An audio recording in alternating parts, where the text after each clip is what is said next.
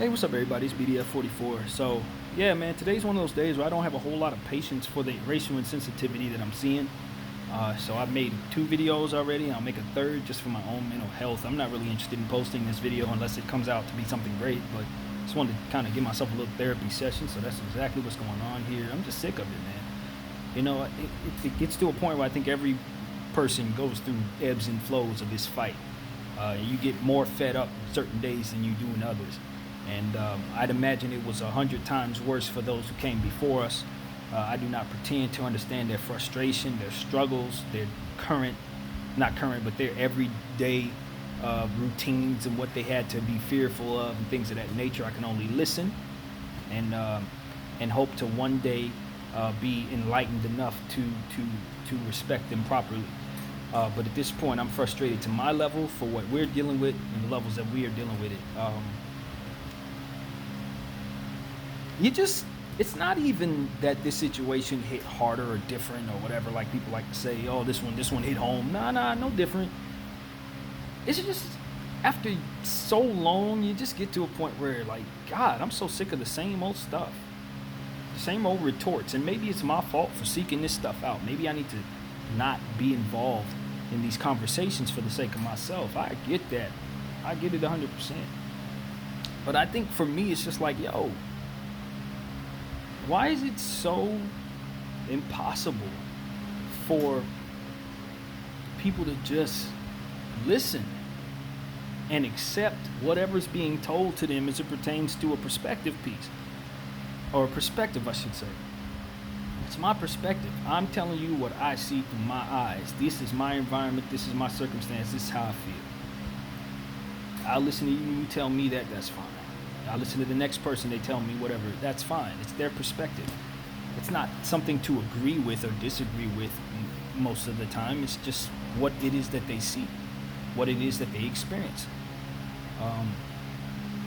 I feel like as it pertains to these particular groups in America right now, between those who are opposing Black Lives Matter and everything that comes with that, and those who are for it or align themselves with the spirit of what it's supposed to be about. It just seems like the communication between those two parties, as from my perspective, it seems to be there's a lack of communication, not as it pertains to people trying to communicate with one another, but as it pertains to different messages getting through to one another. I'm one of those people that pride myself on listening to what the other side is telling me. The problem is what they are showing me in the conversations that I've had and the stuff that I've seen.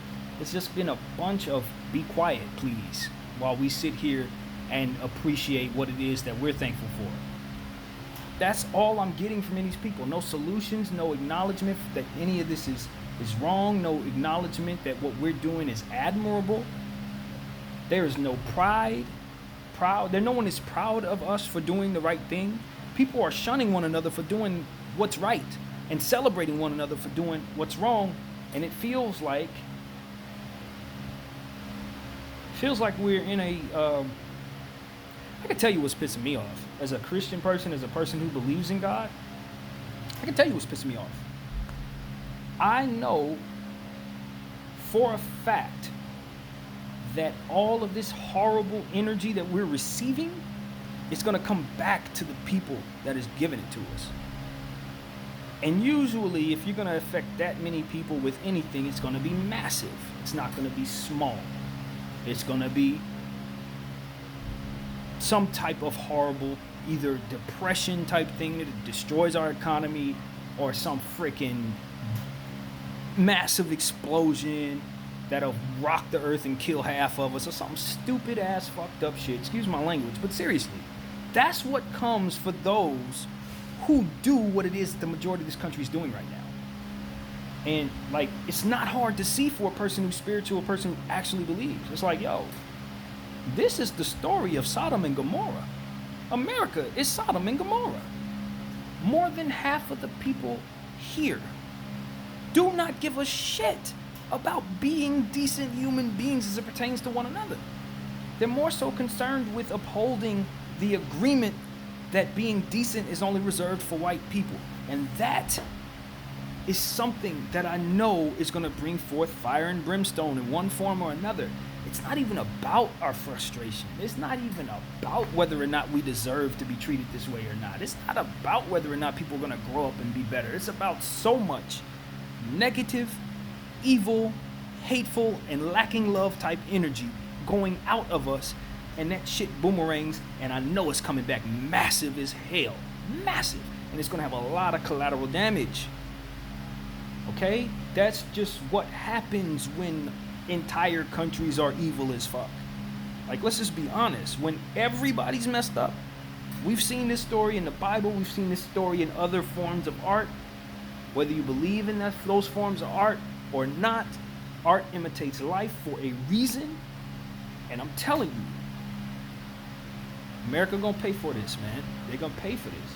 You can't have a great majority indifferent to the lives of suffering, man. To the cries and pleas of people who are saying, yo, we're suffering. And you turn a blind eye to that, a deaf ear to that, no matter what the people are, no matter who the people are, no matter what empire is current, no matter what situation it is. You pick any point on the calendar at any time that's in existence, and you're still going to have the same consequences for this type of behavior. That's what I'm trying to explain in this video. You're still going to get flooded out. He's still going to bring forth hellfire and brimstone and plagues and all types of calamities, basically to destroy those majority who are like that. And it's like, yo, I'm not trying to prophesy. I'm not sitting here pretending like I got the answers. I didn't talk to God this morning. He didn't respond to me or nothing. But it's just cause and effect. When everybody's evil, everybody's gone eventually. And that's just how that works, man. We're standing too close to the devil. Okay? Black people and people who are supporters of African Americans, we are too close to the devil. We're too close to him. He is right next to us, and whatever's headed for him is going to hit us. That's what's frustrating me in this moment. That's what I see happening here. I don't see hope for changing America. That I personally don't see that. That would come from above. You know what I mean? I don't see people changing their minds. We're not changing our minds about what it is that we're standing for, and we're willing to take it wherever individuals are willing to take it. They are not changing on their feelings about how we are not worthy of being alive or being treated fairly, or even having a voice to complain about whatever it is that we're suffering. They laugh at us. That part obviously gets to you when you say something that means something to you and people just laugh at you. But they did Jesus that way and worse. So obviously they'll do it to anybody.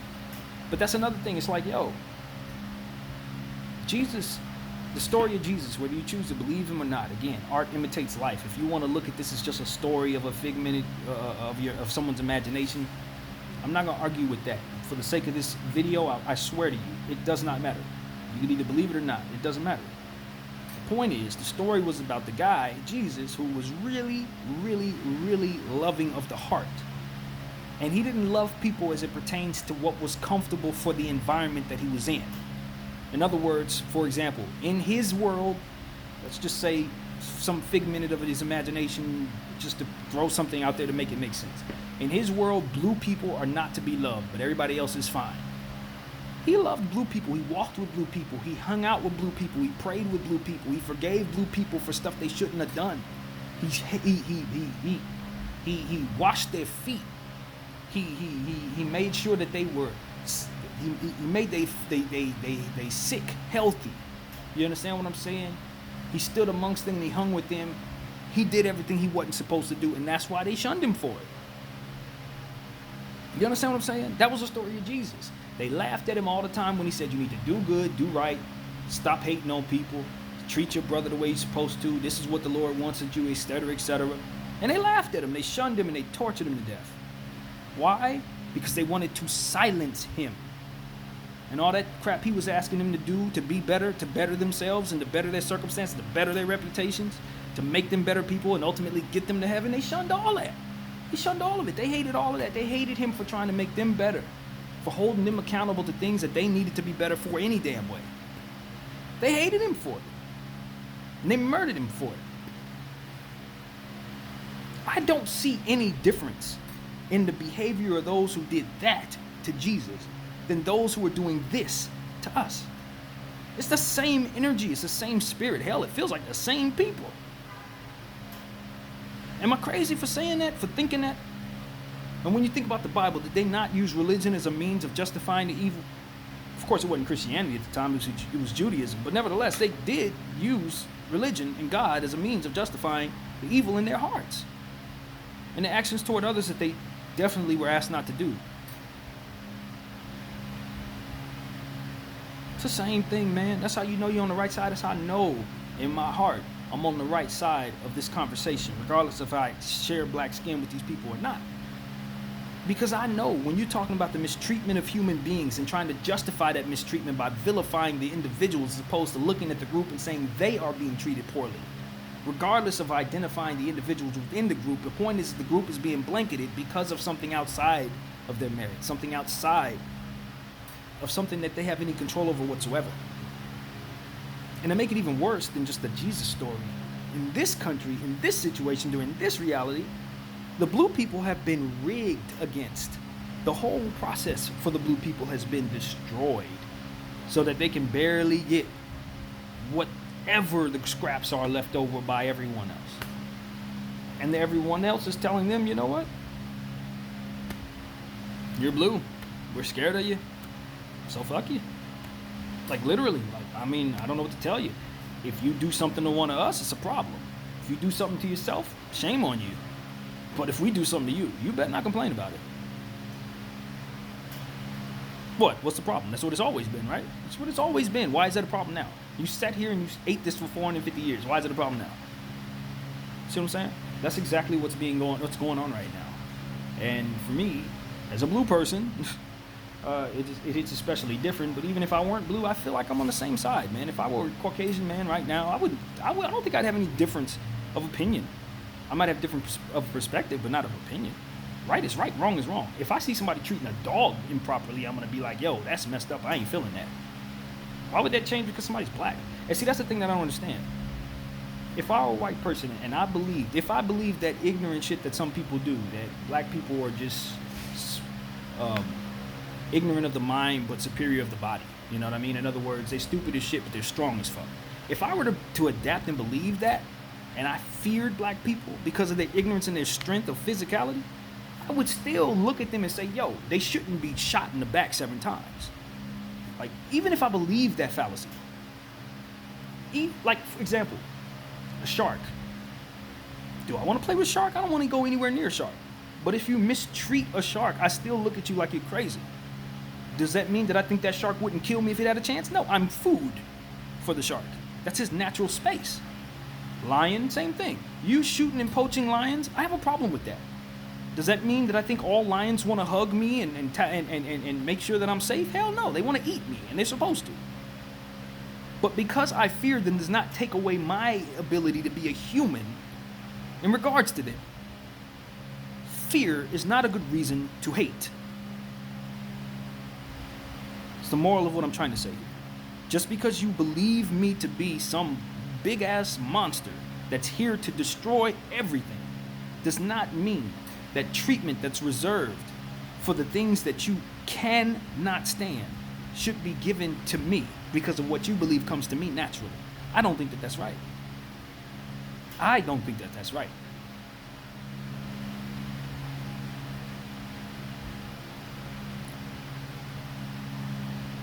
These same people who are saying they don't mind seeing African Americans suffer and not being treated fairly, same people who are telling other people who support those individuals and people of color who are standing for this to shut up, they will be the same ones that will show so much humanity toward other white people, toward animals, toward black people who agree with their bullshit. They will show so much humanity to people who will allow them to live in the harmony of their races, but they will never extend that humanity to those that oppose them. And that's how you know they are evil. Their humanity has conditions upon it, no different than their love, no different than anything else that they give out. It's conditioned upon how comfortable they are. It's a selfishness, lacking self-awareness. It's a self-exhaustion, without knowledge of its own existence. And this is what we've been fighting with. This is what we've been fighting with for 450 years. And nothing has changed other than the circumstances for which we have dug in and grabbed for ourselves. Every bit of the freedom that we have, we fought for. Nothing was handed to the black man. Nothing. Nothing. If anything, they took shit that we took, that we earned. They took it. And none of that's supposed to hold any weight. We're supposed to have ignored all of that, hold no emotional attachment to any of that, and just live. And maybe that would be possible if the fuck shit had stopped at some point. Maybe. If they would have stopped doing all of that, we could get over the stuff in the past. But because they continue to hit us with this Chinese water torture, every couple of weeks we see some new injustice that pisses us off. Every few days, something comes up that reminds us that we don't mean a goddamn thing to these people. Not that we care that we do. It's that the treatment that comes our way because of it makes it so that we need them to change their ways, so it would help if they did. But we don't give a shit if you love us or not. We like, deep down, we care about the treatment. We don't care about your hearts. Either you love us or you don't. We got people next to us that don't love us, black people that don't love us. That's not the fight. And I think a lot of people have gotten lost in this conversation. We're not fighting because we believe ourselves to all of be of supreme character. We're not fighting because we believe that every black person deserves to be free regardless of what he does in his life. That's not what we're fighting. You have never heard a Black Lives Matter person say all black people are good people and deserve to be treated like good people. Because we're not. Not all of us are. No one is saying that. Not one time will you hear anybody say that who's of sound mind. All we're saying is that we all shouldn't be treated poorly. That's it. You don't have to throw individuals, victims, characters in our faces. The victims that we point out for whatever reason we choose to say this is the person that we're rallying around and this is why we're coming at you. And you defend yourself instead of changing your ways. You get defensive. Oh, don't attack white man. Hey, look, that black person is an awful human being. But that's not the conversation we're having. We're not talking about whether or not he's a good guy. We're talking about whether or not the treatment that he receives should be given to any human being ever. For any reason at all. And the answer is probably not. If we're sitting up here screaming about it, probably not. So you can waste your time trying to dig up the dirt in every victim's history if you like. Even though many of you hate victim shaming as it pertains to other areas of humanity. But when it comes to a black man, you're a victim shame the fuck out of us. Let's just be real. None of that matters, do it? Because you want to vilify the black man. You want to vilify those who support the black man. You want to vilify and bring forth folly toward the character anybody that would dare oppose your fixed ass system. System is rigged like a sporting event that is just disgraced. It's rigged.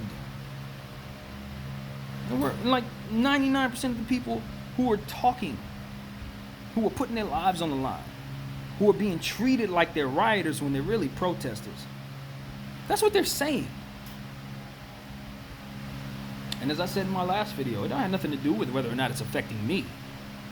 Because we know how you are. If you can't destroy the character of the victim, then you start pointing at the person who's bringing the fight to you and saying, well, you're a rioter. Let me see if I can try to weasel my way in to try to tempt you with these bricks, and then we'll try to get you on the back end. Let's see if we can tempt you with this curfew, even though we know you're gonna come out at 7 o'clock, and when we do, we'll let a 17-year-old smoke half of you.